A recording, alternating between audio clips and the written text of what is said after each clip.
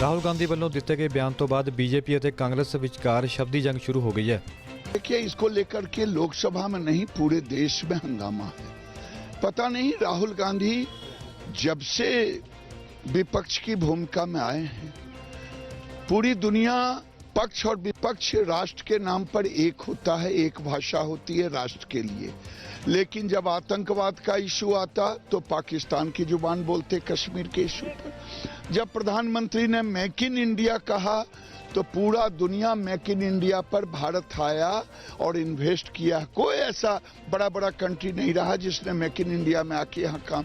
अब ये कह रहे हैं भारत रेप इन इंडिया, यानी भारत आओ और रेप करो। किसका रेप?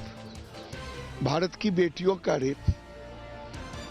धर्म की बेटी नहीं, चाहे भारत में किसी भी धर्म की रहने वाली बेटियां हैं, चाहे मेरी बेटी हो, चाहे आपकी बेटी, आपकी बहन हो, सबको उन्होंने गालियां दी। माफी मांगने का प्रश्न उठता भी नहीं है, क्योंकि जो राहुल गांधी जी ने कहा, उसने कहा कि हमारे देश में मेक इन इंडिया की बहुत बात होती है, लेकिन मेक इन इंडिया अब तक हुआ नहीं। लेकिन हर रोज अखबार में क्या पढ़ते हैं? रेप्स के बारे में, इसलिए रेप इन इंडिया हो रहा है। उसने कभी नहीं कहा कि आओ करो, बलात्कार करो, ये ऐसे कोई शब्द उनके मुंह से निकला भी नहीं।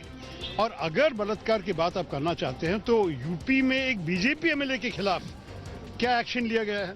तो बलात्कार के बारे में बोलने का हक इनको किसने दिया हमें मालूम नहीं है। लेकिन राहुल जी अच्छी तरह समझ लिए इसमें कि जो सरकार चाहती थी आज कि असम पे जो डिस्टर्बेंसेस चल रहा है, नॉर्थ ईस्ट में कैसे जल रही है मतलब सड़कें, क्योंकि हमारे देश में अभी ये सिटीजनशिप अमेंडमेंट बिल आने के बाद सारे नॉर्थ ईस्ट में अभी आग लगने लगी है।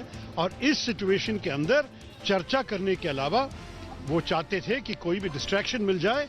और ये जो साधारण किस्म के स्टेटमेंट था उनका कि हमारे देश में अखबार में आप पढ़ के देखिए कि क्या क्या हो रहा है, क्या मेक इन इंडिया के बारे में आपको अखबार में खबर मिलती है या रेप्स के बारे में मिलती है। तो यही उसने बताया था, इसमें माफी मांगने की कोई जरूरत नहीं।